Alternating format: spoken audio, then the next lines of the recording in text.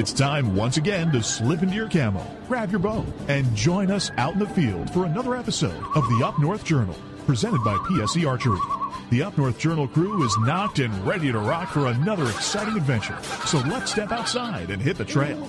This episode of the Up North Journal podcast is brought to you by PSE Archery, Yamaha Outboards, Better the Hunt, Easy Cut, Packer Max, Deer Camp Coffee, Buck Baits, JPO Game Calls, Limwalker Game Calls, Wild Seasoning, Total Peep, Sunrise Archery, Scent Lock, and Scent Blocker. Welcome back to another episode of the Up North Journal, everybody. Your host Mike Adams, sitting in the cabin in early December. Early December. I'm trying to rush the year away, so. I tell you what, you don't really have to try because it's been flying by. Man, it just seems like we were up at your place deer hunting. Right? And that was in the end of November. And, before you know it, we rolled into Thanksgiving, which rolled into December. So it's like, hello, Christmas shopping. I know it. You got all your shopping done? Actually, I almost do. Yeah, I'm close. Okay. I think the kids all want cash. Go figure. So. Right, exactly. Well, but speaking of shopping, should we give our supporters a little hit? Great Christmas gifts here. I say we get to it and get some people some savings. All right, that sounds good to me. I tell you what, folks, Buck Baits, they've got their brick and mortar store down at 15 in Dodge Park in Sterling Heights, Michigan. If you can, get over there and check out the store. They've got a ton of stuff in that store. But if you go on their website, buckbaits.com, and use the promo code UNJ20, you will get 20% off your order. A great Christmas gift here. Why don't you get the Packer Max? Give Lincoln Rowan a call over at Packer Max or go to packermax.com. Use the promo code UNJ25. Get you $25 off your order. Nothing better than a great stocking stuffer from JPO Game Calls. Get over there. Check out the website.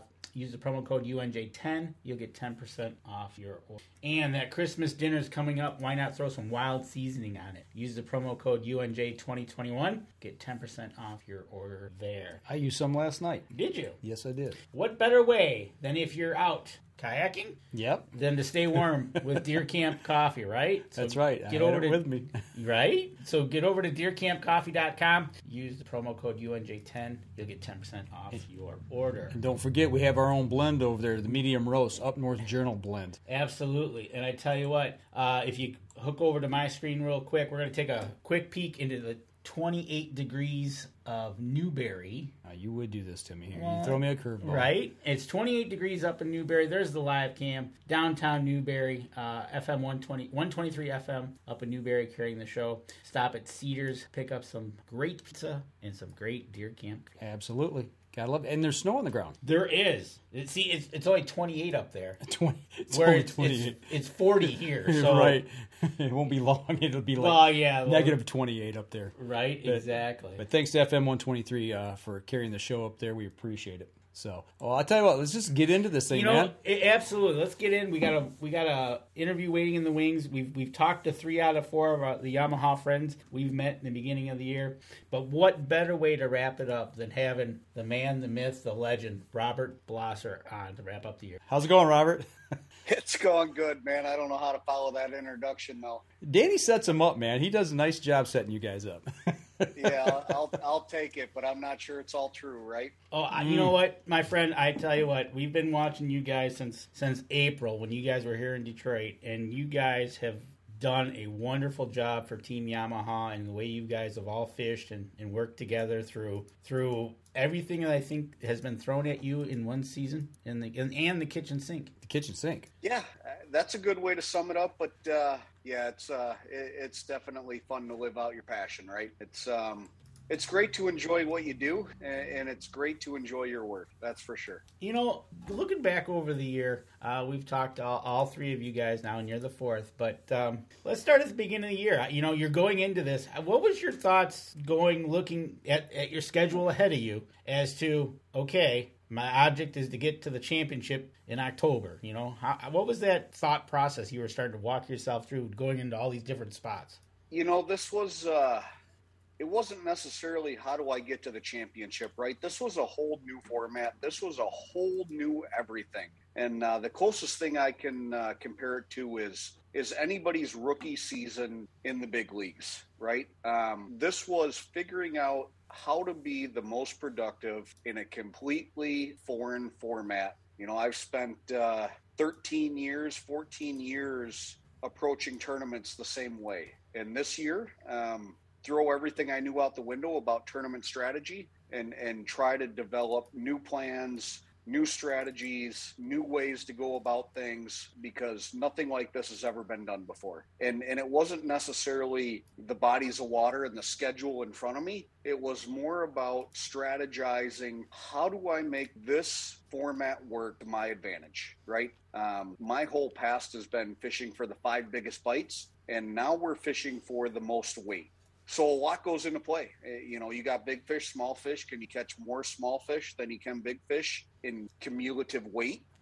So there was just a ton of new elements thrown at not only myself, but everybody that fished PWS and head-to-head this year. It was definitely a learning experience, to say the least. But it was trying to figure out who could figure out the best strategy the quickest to obviously qualify for that championship. I tell you what, it was fun to watch. Kind of get the gist of it over the weekend with a couple of live spots that they dropped with each of you guys. But then when it came to Monday and Tuesday, fishing to get into the top seeds, just watching you guys walk through what you thought you had good practice, bad practice, whatever, and then watch you guys go at it to get to those top spots to continue on for the week was just amazing. Whether you had to stay in one spot or you were zipping across the water. Sure. And I'd love to comment on that, right? Like, my whole career leading up to this year, there has been no official practice period, right? Show up whenever you want, start your pre-fishing 2 weeks ahead of time, 2 months ahead of time, whatever your schedule would allow. But now there was an official practice period, right? So 30 days prior to that, the lake was off limits. Couldn't float a boat, couldn't even fish it, even from shore, right? That lake was off limits, couldn't look at it, couldn't be on it. And then you got 3 days of official pre-fish. So you had to be able to break down the body of water in 3 days, figure it out, and figure out what it was going to take to get to that grade 8, right? To get your seed into that grade 8. And that was obviously a huge hurdle, right? That was something completely new, something completely different. And that brought a lot of excitement back for me, for sure. Absolutely. And that was just your pre-fishing to get in, like you said, the grade 8. But then you had to kind of peek ahead a little bit as to what the weather was going to do to you, because it sure wasn't going to be sunny and whatever for 5 straight days.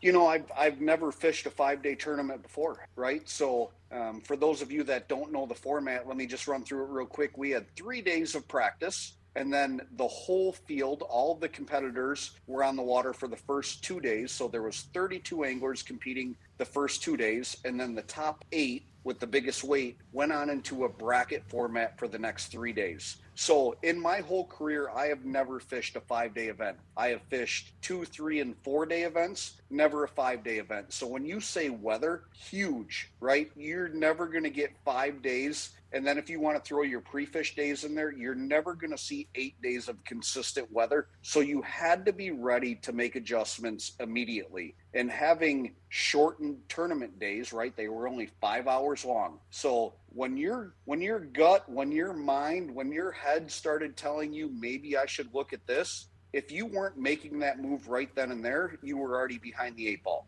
Might have been the wrong move, might have been the right move, but you had no time to sit there and actually analyze, dwell on it, you know, try to put some percentages down. Hey, if I do this for a couple hours, or if I do this for an hour, there was no time for that. If you thought you needed to do it, you needed to do it right then and there. And the other thing that really, really made a difference and was just a whole new atmosphere was to have the entire field's live weight at your disposal. You knew what each one of your competitors was doing at every second. Every time they would catch a fish, you would know. You would get an update. You knew exactly where you stood against the field at any point in time. And obviously that helped you make those moves and dictate what you were going to do, whether you were going to try to mash the gas or whether you were going to, pedal it a little bit. Maybe you had a comfortable lead and you wanted to save some fish. But that was really the exciting stuff for me this year, was a whole new format and a whole new strategy. And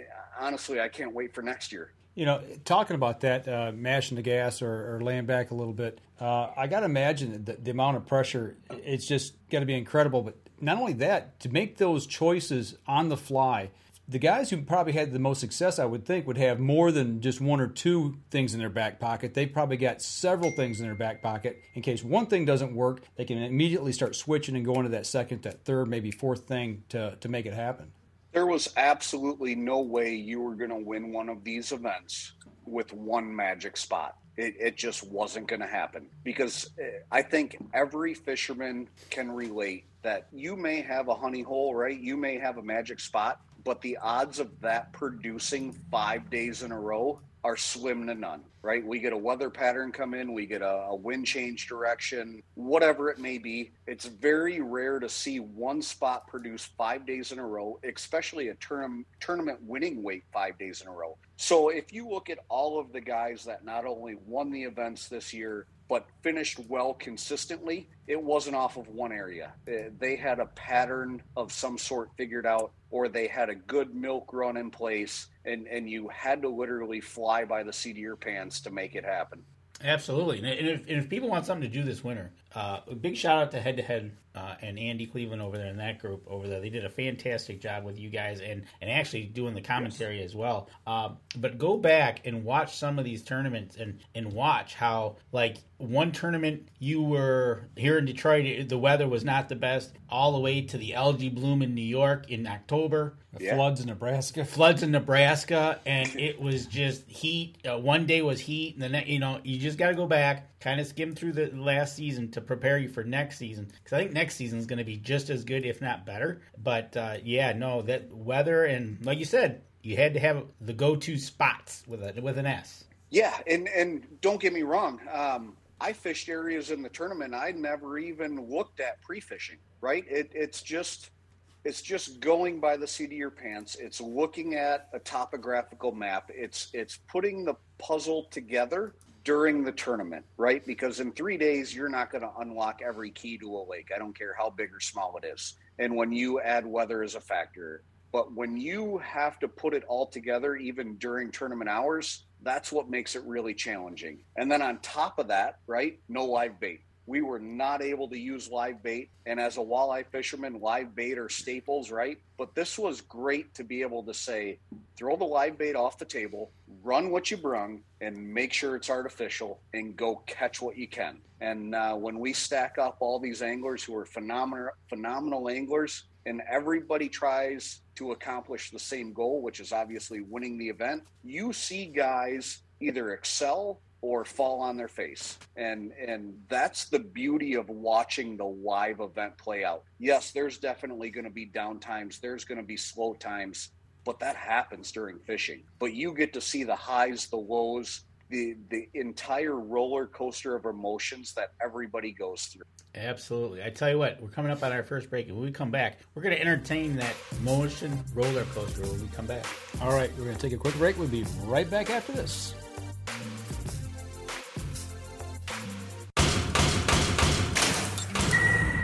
PSE Archery has reinvented the way you buy bows. From now on, you can make the most educated decision possible by basing your bow choice specifically on your shooting needs and goals. All you need to do is ask yourself, what kind of shooter am I? What do I want to achieve? PSE will help find the right category for you. So, what kind of shooter are you? Find out at psearchery.com.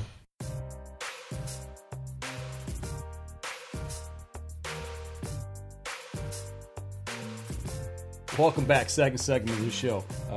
Talking soap opera here in the break, for those of you on the podcast. Absolutely. You talk, like Robert said, we're showing our age, but that's just what happens when you go over to Grandma's, and that's what she's watching, right? Yeah. But I tell you what, The emotional roller coaster of watching this event was pretty hard on ourselves. I tell you what, it was interrupting my work. You were interrupting me watching. A lot of times he would be texting me while I was actually watching on my phone. Not that I would watch at work. I would never do that. But I'm like, quit texting me, man. Especially when you guys get down to the final, 5 minutes and you're only a fish or two apart, and he just kept breaking up my feed. So yeah, it was kind of like a soap opera. We were in the middle of it, thick and heavy. And for you guys, I can't imagine. You mentioned that you had the live weights. Of all the other competitors, or the person you were going head to head with in the later rounds. What does that do to you if you're ahead or behind? I mean, do you think differently?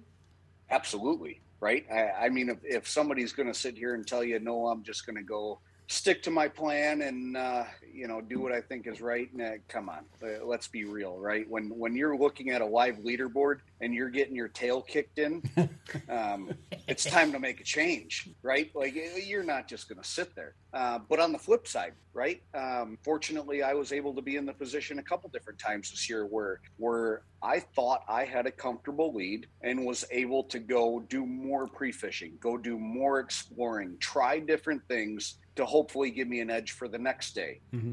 And I think that's something very unique that we don't get to see it in tournament walleye fishing. Oh, absolutely. When you're able to kind of pedal it a little bit, so to speak, pump the brakes, it's a whole new element that people usually don't get to observe in a recorded setting, let alone a live setting, right? Mm-hmm. All of this happens live. And to be able to watch, anglers go through the thought process of what they're doing, why they're doing it, and exactly when they're doing it is pretty special. Absolutely. And I tell you what, we wouldn't, when you're under that pressure pack situation of not being able to pedal it or even pedal it, but you want to go try some pre-fishing, there's nothing better than what you guys are running on the back of your boats with the consistency that you need to get that boat motor started, right? Obviously, man. I started this game in 2005. I started fishing professionally in 2007. And out of all of those years, I've run Yamaha product all except two. And I'm not trying to build up their ego, pump them, whatever you want to call it. Dude, I've never had a failure with their stuff. It's just built right.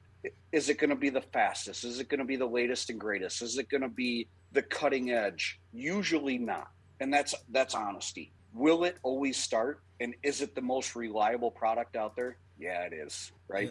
Just look at the saltwater. Look at the coast. The saltwater tells the story. And when you look at these guys that run hundreds of miles offshore, look at what's on the back of their boat. And there's a reason it's there, right? It's pretty easy. Exactly, and that's when you got to drop the key on that motor to get that motor up and running, because you need to run across the lake because you got 15 minutes to go and you better put 4 pounds in the boat. You need something reliable. That's exactly it, right? Every second counts during tournament hours, literally every second. And whether it's preparation the day before, knowing you've got 30 rods ready to go so you don't have to take 45 seconds and tie a new bait on, because that's 45 seconds that you may have caught a fish. Goes right back to what you're saying about the motor. When I turn that key, it's going to start. And when I give it gas, it's going to go. And that's what has to happen to be successful. Yeah, you don't need to be sitting there for 32 seconds trying to crank the motor over, waiting. No. You need to get up, go, get to your next spot, and hopefully put that fish in the boat or get it up over the gunnel before time expires. Yeah, well, seconds equal another cast. Right? Exactly. That's exactly it. Time is precious. Time is money, and you have to make the most out of what you're given. And I've been fortunate enough to work with great companies in this industry. And there's a reason I use what I use, because I know it's going to maximize my time, and it's going to give me the best odds to put me in the position I need to be. There you go. And that's just, it's been a consistent message we've had with you guys now for the entire year about Yamaha. And that just says kudos to the Yamaha team, Yamaha, the engineers, and everybody from A to Z over there, that these boats' engines need to be reliable. Absolutely. And everybody says it, right? But it is true. But it goes down to every product they put their name on. And here's the other part of it. It's even shown live when you guys are fishing and you see you jump into the driver's seat and you turn that key over and you got it. You tell the cameraman and the official to sit down. We're moving. There's no editing, right? There's no editing room floor. None of that is cut. It's live. There is so if no. you're going to see a failure, you're going to see the failure happen. Yeah. Right. And if you're gonna see Bad Boy, happened. right? And if you're gonna see Bad Boy Okada swearing on live TV, it's not gonna be edited out. Hey, I won't forget. I can't remember what tournament it was, but there was like 3 minutes left in the tournament, maybe 4. He says, "Sit down, guys. We're moving." And I'm like, "What?" He fires it, takes off, gets in another couple minutes of casting. I was blown away that he Sure. made that move. But that's the confidence he had in the boat or in the motor. It was going to get him where he had to go and get there and get it on. It's got to be there. I mean, it's no different than a carpenter's hammer, right? It's no different than a truck driver's, tractor, right? Like it has to work for us to do our jobs. That's what it does. Will you run your boat all year, or are you gonna have some downtime with some ice over there in Wisconsin? My boat will get put away for a few months. Okay. I do have a smaller boat that I fish out of during the winter. I've got a little 17-footer, but I've got a 70-horse Yamaha tiller on the back of that. So that's kind of what I use to stay on the rivers that are still open, like the Mississippi or the Wisconsin River. Anything that has hydro dams on it that are producing electricity, they always keep water flow going through them so they don't ice over. And if you get a little skim ice, usually it's pretty easy to break through. But me personally, I'd rather be cold in a boat than cold on top of the ice. There's just something about staring through an 8-inch hole that really doesn't get me excited. Oh, come on now. You're not going to come and do some ice fishing with us this year? Come on now. I do a little, and if I get more than 4 trips in a year, that's a lot for me. So that's a lot for us too, because we don't have any ice to speak of. We'll chase some panfish, but like I said, I'd rather be cold in a boat and be able to move and do what I want to do than be stuck looking down one little hole. And then there you go. From the tiller motors all the way up to the big motors you see out in saltwater. The Yamaha is most relied upon, and that's the message we're trying to get to these people, that give it a try. Give it a try if you haven't. We tell everybody, go ahead, try it. If you don't like it, then at least you told us you tried it. But don't take our word for it. Just try it. I don't think you'll ever hear I don't like it, right? There's a reason there's so many of them out there. Right, exactly. And like you said, you're going to be taking one out, and it's probably going to be January or February, whenever you're going to be out on there. You and Brett are going to be 2 little popsicles out there, but sure. But you'll be catching fish, and you'll have a good motor. So, it's one of those things. It. So there's a picture that I see Mike's been showing. I want to switch gears a little bit to your equipment besides the motor and boat. I know which picture you're talking about. It's about it. There's a picture of you casting a rod, and it's got a heck of a whip to it. Now I know exactly what picture you're talking about. That was probably one of the most memorable tournaments I have fished in my career. Really, my question is, how important is that whip to you in a rod? That's so what I'm actually using there is a JT Outdoors 6.9 Black Rain, and that was the Mille Lacs tournament.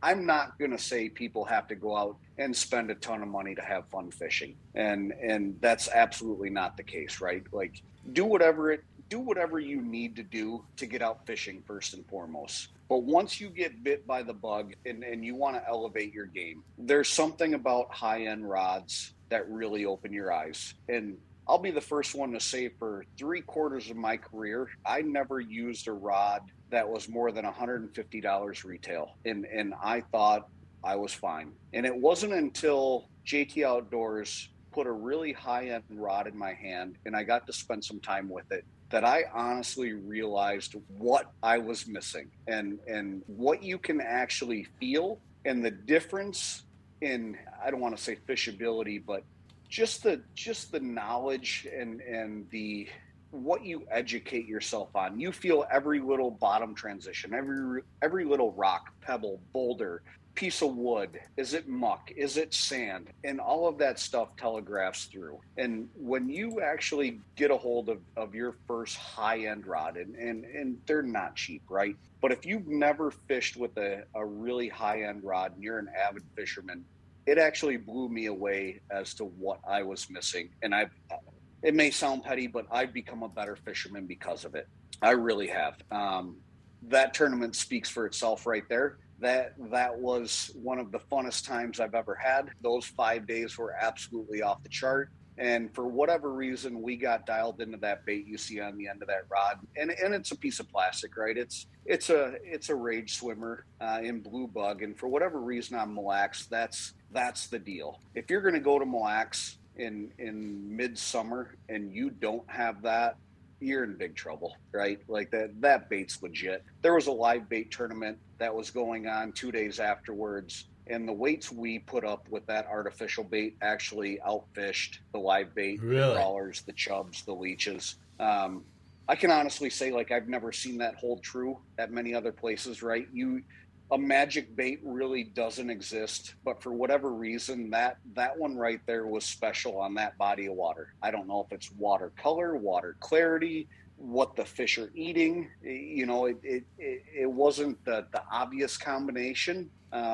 But it was the real deal there, and obviously the results and the weights speak for themselves. So anybody heading to Mille Lacs, make sure you got some of them, because that was the ticket. It was actually kind of heartbreaking to have to show it live, because normally in these type of tournaments, right, we might you might be able to keep a secret like that under wraps for a couple of years and maybe get a couple events out of it, but you know, when something like that fires that well, everybody knows about it really quickly when it's streamed live, and it was the real deal. And I haven't seen that happen very often. I'm not gonna lie, that was part of the fun on Friday after the thing settled down, and then it was almost like a big reveal. And what were you using? And it was like, well, I didn't want any of the competitors to find out, right? Mm-hmm. Like, we did everything we could to hide that bait for the first 4 days. Yep. And, you know, it's going to come out. So, hey, we'll tell you about it.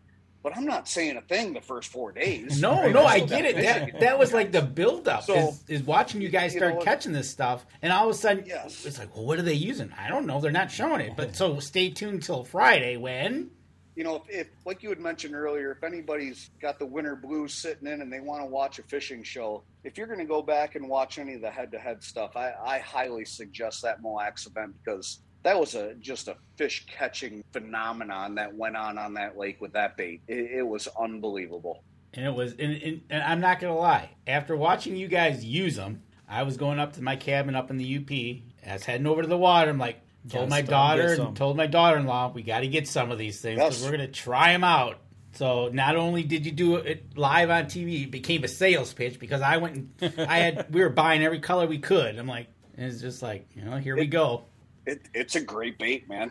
That's all I can say. I mean, it's legit. It is. Sure. It is. It's wild. And then, you know, whatever you're using or whatever you're trying to use, but that secrecy till Friday was great. And that's one of the things.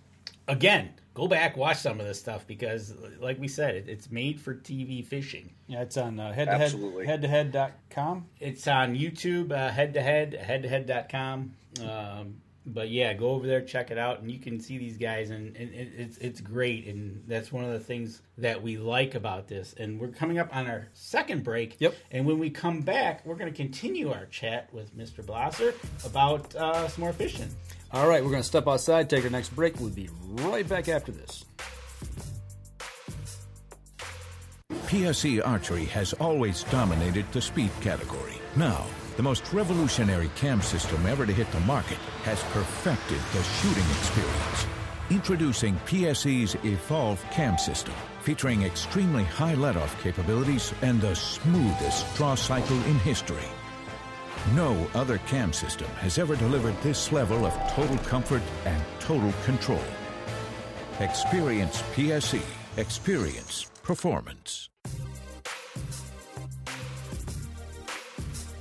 Welcome back. Third segment of the show. You know, we talked about what he thought of last season, the format and all that. You know, we talked a little bit. I don't know if we announced this, or we talked about it before the show. I don't know if we talked about it during the show, but Saginaw Bay is going to be one of your stops next year. Looking ahead a little bit, for all the guys and gals here in the Michigan area, what do you think about that choice of Saginaw Bay? I mean, you guys collectively together picked that. Am I right? Yeah, we did. So, you know, the anglers get together and it's a committee vote on bodies of water we're going to and the times we go there. So if we go somewhere and the bite's horrible, it's on us. There's nobody to blame. Right. But Saginaw, right? Everybody knows the potential of Saginaw Bay. It's going to be a lot of water. And again, to what I said earlier, 3 days of pre-fish, 3 days on Saginaw Bay doesn't really give you a lot of time to look at everything. Mm-hmm. So you're going to have to be very selective, do some homework, figure out where you want to concentrate your time at. Depth of water, tactic, area, north, south. But the nice thing about Saginaw Bay is fish spread out that time of year. So I think we're going to see a really, really good event. I think we're going to obviously see a lot of fish caught. And I think we're going to see some different strategy at play, whether guys are fishing for numbers of small weighable fish versus guys that are fishing for a handful of big fish. Mm-hmm. And that's going to make that event pretty exciting. Can't tell you right now what I'm going to do until I get on the water and get my feet wet. But, that's what I'm thinking is going to play out. Mm-hmm. Who knows?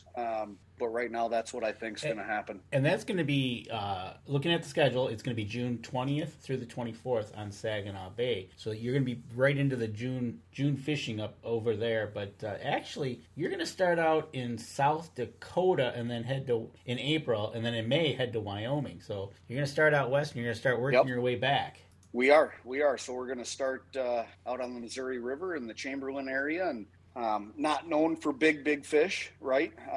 I anticipate that being a lot of fish catches, good weights put up. And I think that's going to be a pretty dramatic event where we're going to see last minute fish catches, bumping guys in, bumping guys out. That one's going to be pressure packed. And then when we go to Montana and we go out to Glendale, I have no idea. Never been there, never seen it. Have started to do a little research on it. We're dealing with another reservoir, and what I do know is there's some big fish in there. So that one will definitely be interesting. And then, like you said, we start making our way back east. Right, and then you end up going back to South Dakota for Waubay. But would you consider Sturgeon Bay your home waters in this? Yes and no. I'm 3 hours from there. But that probably is one of my favorite places to fish. I used to spend a ton of time up there on the Bay of Green Bay. The last 5 years really haven't got to devote as much time as I like to, but that body of water still holds a special place in my heart. And it's either been feast or famine for me there. We've either gotten along really, really well, or she's not been very nice to me. So I'm hoping we're on cordial terms this year and all goes well. But once again, we'll find out. And the big question mark of next year's will be the championship, which will be announced at your last tournament in August, correct? Yeah. So the anglers collectively basically said, hey, we don't want to choose this one. We want the powers to be at head-to-head to keep this a surprise and let us know at the very last minute. And basically, everybody is going to be on the same playing field. No early research, no early phone calls. And it's going to be literally a 3-day figure out what you need to figure out, and let's go. So that's kind of exciting. It's kind of intimidating, but looking forward to it. It's something different. That's definitely a challenge, going in pretty much cold and blind, not knowing what to expect till you get there. Absolutely. So absolutely. When they make that announcement, is that going to be right at the end of the last event before the championship, or is there going to be a time between that? I mean, how soon ahead are you going to know? It hasn't been announced to us. I have no idea. If I had to guess, I'm going to say they're going to announce it during the 30-day off limits, right? Which means nobody can do anything.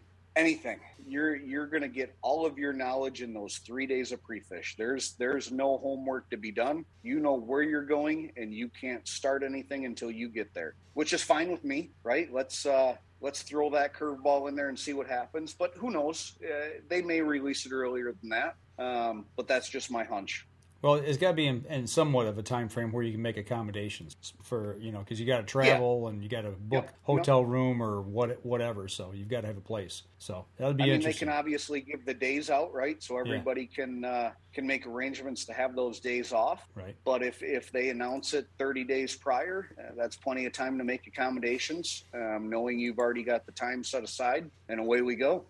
Speaking of that, making arrangements and getting the time off leads me to ask a question. So you've got 30-plus fishermen, and it is 32 or 36 in the tournament? 32. 32. So you've got 32 people. Do most of everybody in that, I got to assume, works another job? I mean, as a primary job. This is not their primary take-home money, I wouldn't think. That's correct. Yep, that's correct. Okay. And looking ahead at next season, is it going to be the same 32? Or are you bringing different people in? How does that all work? I don't know the exact numbers. I don't know where we're at exactly. I do know there is a little bit of attrition happening, for one reason or another, whether it's financial, whether it's maybe an injury or just a personal choice. There is some attrition happening, but the waiting list to get in is very deep, so no concerns there. We're still going to see a really solid field of anglers, that's for sure. That's awesome, and like you said, everybody, get ready for next year. It starts off there in April, so yep. Get ready. But kind of want to go back a little bit to Mille Lacs. If anybody wants to watch a made-for-TV, again, I'm going to say it, fishing event where big brother comes over to watch the little brother win the tournament and put a tear in people's eyes, that you got to watch it, because you did something extraordinary, which was really cool, by you stopping your fishing and zipping over to Josh and watch him win the tournament.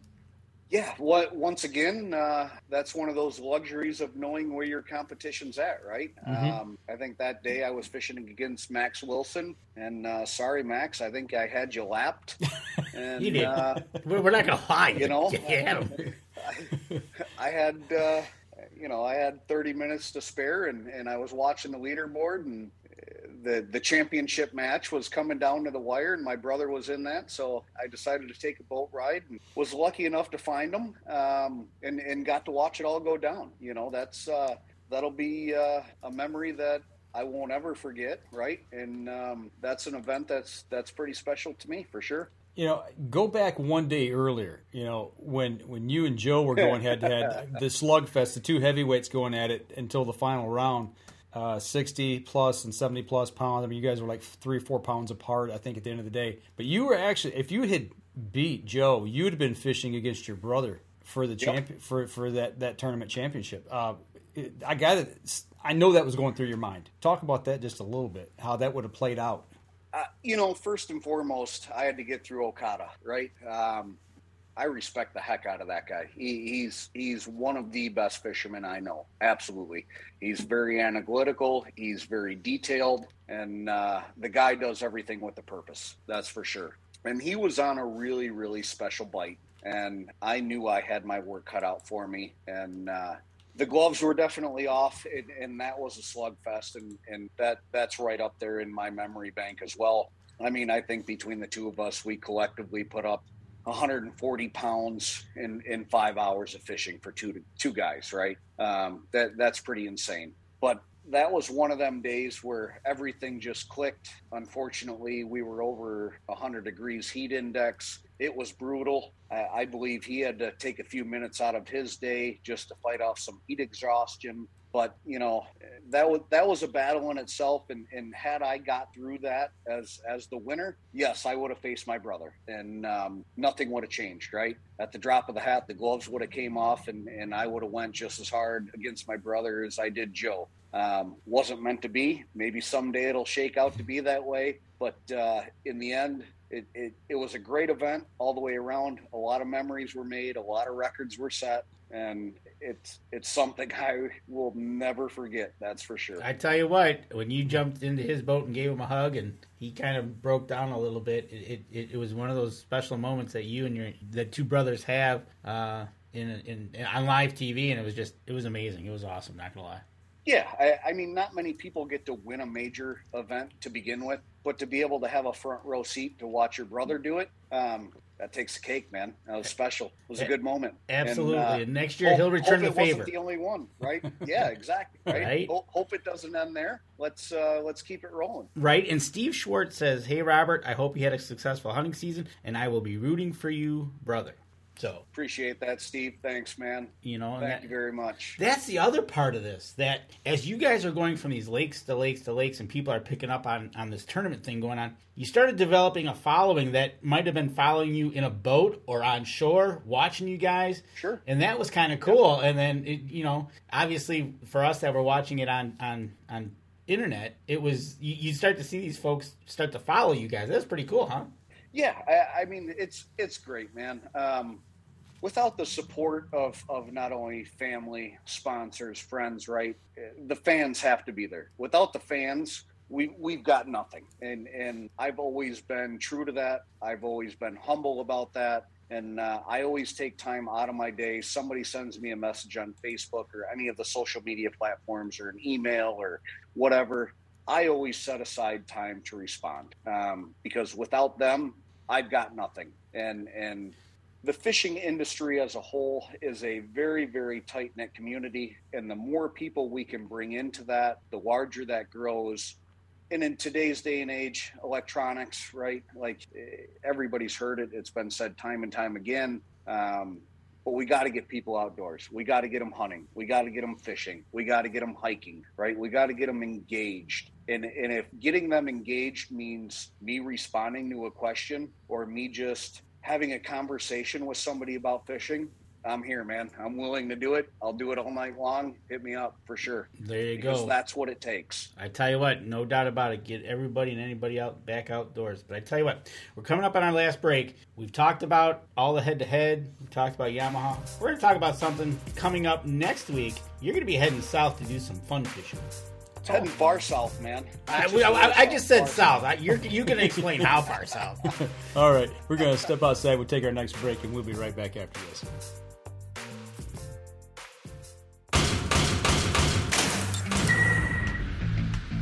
Acceleration is part of PSE's DNA. PSE pioneered the speed movement.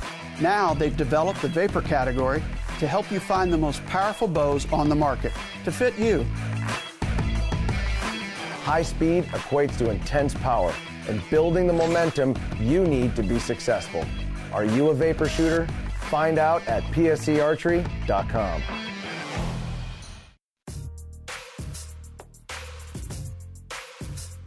Welcome back. Last segment of the show. Another reason, if you've listened to us on the podcast, you got to go to the Facebook Live or go to YouTube and watch the show live video, because what happens between the breaks is just, it's just not on the air, and you got to go back and check out what we're talking about. You get little tidbits of information that you wouldn't get anywhere else. Right. As long as he's not a big D fan down south, we were okay, or else we'd had maybe a little incident. Oh, not America's team now you're talking about. Oh, Lord, they're not. But anyways, all right, you've put your year's worth of work into these tournaments. It's time, I think, you're going to head a little down south, and you're going to do some fun fishing. Where? I'm actually heading to Guatemala. Going to be my second trip there in 2 years, and I got turned on to some very, very special fishing down there, and this is going to become mainstream very soon, and I'm trying to take advantage of it before it gets blown up and gets well known. But sail fishing in Guatemala is off the charts, and it's not very expensive, and it's a absolute blast. Now, we got a picture of a sailfish. You sent it to us just before. How big are those things? They range anywhere from, let's say, 80 pounds to 120 pounds. They're not super heavy fish, but they're great fighting fish. They're very acrobatic fish, and there's just a lot that goes into catching them. It's a lot of rigged baits, right? You're using a lot of teasers, and that's basically a bait that's out in the water without any hooks on it, and that gets their attraction, and they come up, and then you kind of do a bait and switch. You get the teaser out of the way, and then you flip a bait out there with a hook, and everything's got to be presented perfectly so they don't see the bait and switch. But down in Guatemala, I fish sailfish a couple times out of Florida, and if you hook up with, let's say, half a dozen fish and maybe land 2 or 3 of them, that's an absolute phenomenal day in southern Florida. That's an absolutely horrendous day in Guatemala. That happens like 1 in 1,000 times. Wow. Okay. Last year we were down there for 3 days, and the numbers we were putting up, like we'll get we'll get 30 fish in the spread. We'll hook up with 27 of them, and we may land 23 of them. Wow. And that's an average day. That's not a great day. That's not a phenomenal day. That's an average day. Along with the fact that you're also catching Dorado, which is mahi-mahi, right? So it gets close to lunchtime. Hey, everybody's getting hungry. We're going to take 5 minutes. We're going to catch a couple Dorado. We're going to fillet them up quick, and then we're going to cook them while we're catching more sailfish. And in the meantime, we may land a blue marlin, a black marlin, a striped marlin. It's all on the table down there. But what we go for is the sailfish, and it's something that's pretty untapped. I mean, the guys in the know, the guys that know. And if you're part of the billfish community, which I'm obviously not, right? I chase walleyes. I was lucky enough to get turned on to this, but if you're looking for one of those bucket list trips and you're into billfish, Guatemala is where you need to be right now, because as soon as this secret gets out, and it's going to happen soon, it'll get overexposed, and just like everything, it'll get ruined, unfortunately, but right now's the time, and it's unbelievable. And is Brett going with you? Brett is going with. I finally talked him into going. So it's going to be myself, my wife, another couple that went last year who I'm great friends with. And then we're dragging Brett along with so he can see what it's all about. So you're probably going to ruin him too. So next December, you're all going to be going back. But probably, yes. Hey, probably. It's a good relaxing trip after a year of tournament fishing. But how long, like when you hook up one, how long to boat one of those things? Because we see pictures of them dancing and doing all the acrobatics. But how long is it, like, typically to get it to the boat? You know, that's a great question. And it all depends on the captain of the boat and how much he likes you. That fight can last 20 minutes, or he can just absolutely hammer down in reverse, back down on that fish, and make your arms burn like they have never burned before. Wow. Because you're trying to keep up with that fish and not get any slack in the line. And it may be over in 3 minutes. But it just depends, right? The captain kind of dictates the fish landing procedure. And there were times you'll have 2-3 on at once. And that's when it almost becomes like an orchestrated dance in the back of the boat, because people are going under each other, over each other, trying to keep lines from crossing. And the captain's also figuring out which fish is in the best position to back down on and get that fish landed and then deal with the next fish. So it was really cool to see for my first time last year, and I have a much better understanding about it now going into it. But it directly relates to any of us doing freshwater trolling, whether it be for salmon or walleyes, and manipulating inline planer boards and, you know, staggering those boards or moving boards and trying to land multiple fish at once. And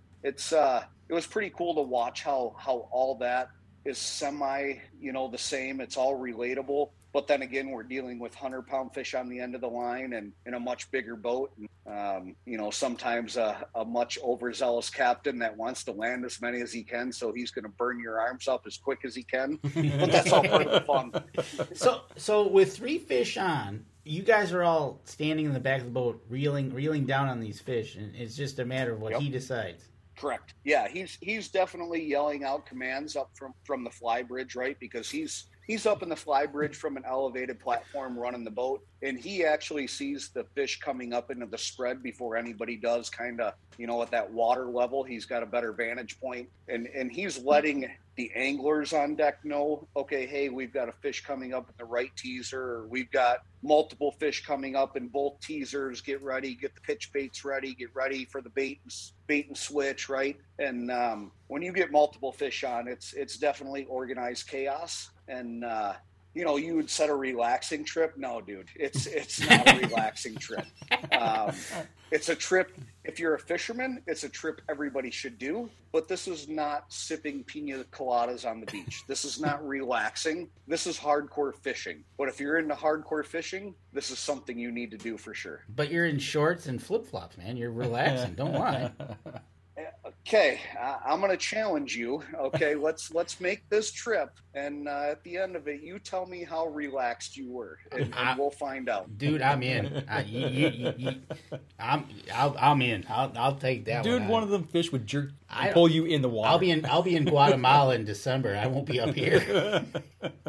You know, one of the guys that went last year, he actually owns a boat marine out in North Dakota, out in Garrison. His name is Jason Foss, and he boated a big blue marlin. And this guy's probably, I don't know, 6'5", 6'6", 230, 240, very, very stout gentleman. And I'm not sure if it was sweat or tears coming out of him about 40 minutes into this fight. When you hook up with a big blue, that's something you're locked into, and you're in for a world of hurt there too. That's for sure. But you know, it's all about the experience. These are experiences, and these are experiences you'll never forget. And like I said, if you're a hardcore fisherman, definitely look into Sailfish in Guatemala. If you want exact information on where we're going, send me a message. I'd be happy to share the place with you. But this is something we're still kind of trying to keep under wraps before this gets really exploited, because it's definitely special right now. Well, I got to imagine, you know, we talked earlier before the show started. We were talking about getting kids, family members in the outdoors, doing different things, making memories. And I got to imagine, you know, comparing this to, you know, hunting, it would be like, you know, Danny and I wanting to go either to, you know, the Rockies on an elk hunt, or maybe going to Alaska on a big grizz hunt, something like that. I mean, you're just talking something that's, you know, in an exotic place that not everybody gets to do all the time. You know, what you just compared it to, I'm going to kind of say it's not comparative, because the two hunts you just mentioned are very financially taxing, especially when you start talking grizzly, right? True that. Yeah.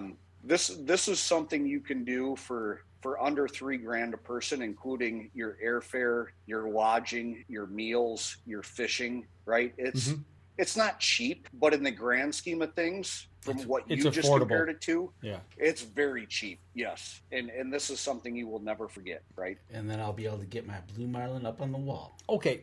Yes. I was wondering about that. Okay, so I know there's replica fish, and I know you're not going to put this thing in a cooler and bring it back to the States. So you catch a big sailfish. What catch and release, everything. Okay, so do you take measurements of it? Except the Dorado, okay. Right? Except the mahi, except the Dorado. All the billfish, catch and release strictly, right? That's what's sustaining the population. Gotcha. That's what's keeping this a very special place. Conservation. There's not many charter boats there, right? There's only a few captains, and they all work together. They're all on the same page, and everything's catch and release. So basically how they work it is, first sailfish you catch, if you've never caught one, or regardless, even if you've caught one in the past, whichever one you want to picture with, we'll pull that on board. You'll get your picture taken. We'll do the release. But from then on out, everything is released boat side in the water. It's never brought out of the water. You get to experience the rod and reel catch. And then, you know, there's a leader touch, which is IGFA official catch and release, if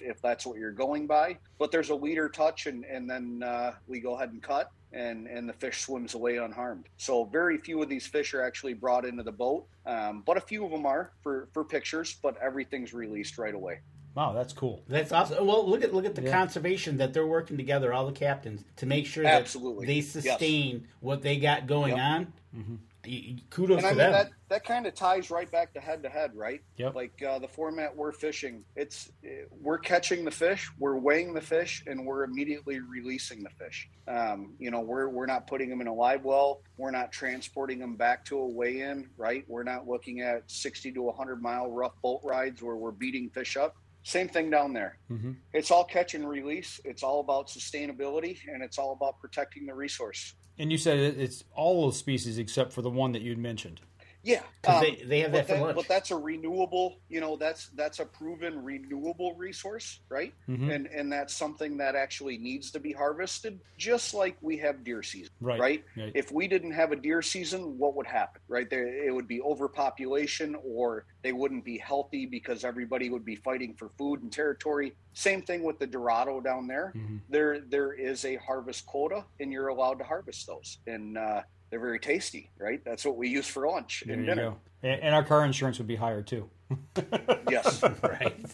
Not that it's not already, but I mean, yeah, exactly. No, that's something I did not know. That is cool. You hear stories about people going down and fishing in the Gulf and catching these nice exotic fish, and you see pictures, but I had no idea. Right. I didn't know what they did until you run into and find somebody, like Robert here that what a cool idea or story. So that's okay, exactly why it's so special, because nobody knows about it yet. Yeah. right. Okay, so this will be the last question we have you on, but you've been to Guatemala. Obviously, you fish for walleye just about all over the United States. What's your bucket list go-to fishing trip that you would like say, you know what, I want to do this one? It's tuna, right? I want to catch either a bluefin or a big eye tuna. Okay. I want that rod and reel experience. I want that fight. And I also want to eat that sucker as soon as it's boated. You want to have a fresh steak. Yes, I love raw tuna. But, there's only a few places in the world you can find either bluefin or big eye. And if you're looking for a grander, right, that's the slang for 1,000-pound tuna. Typically, you got to be in the Hawaii area. Never been down there, never done it. So if you're going to ask me on a bucket list trip, it's probably going to be to go target a grander big eye tuna for sure. Okay. Well, and I hope it comes true, because it would be awesome to hear that story about how you boated it and instantly grabbed your knife and ate it. That's exactly what's going to happen too. That's like fresh back straps over top of a little fire. A little fresh sushi. Right out in the field. Pretty much. Right? So, yes. I tell you what, Robert, it has been a great hour with you. Glad to have you on the show, as usual. Glad to have all 4 Yamaha guys on this year. Follow you guys through this tournament that we did and everybody watched. And obviously stay tuned for next year. And if anybody's out on Facebook, look up Robert Blosser, his Facebook page, give him a share, give him a like, follow him around as he does more of this stuff. So absolutely. So I tell you what, hang on, and after we get done, we'll chat for just a quick sec. But for everybody on the podcast and the live stream both, if you're watching, listening, give us a like, follow, share the show. Do the same for Robert and his social media sites as well. Like, follows, and shares for him and Yamaha. And a big shout out to Yamaha this year for providing you guys, access to you guys to be able to have you on the show. We just can't thank them enough for what they've done for us. So next week we've got Island Armory on, and we're going to be talking a little bit about weaponry, a little bit about weaponry and silencer or suppressors. Thank you, suppressors, whatever. But and I hope to hear and see some pictures from Guatemala, and maybe some audio of somebody yelling out, "What's your name? What's your name?"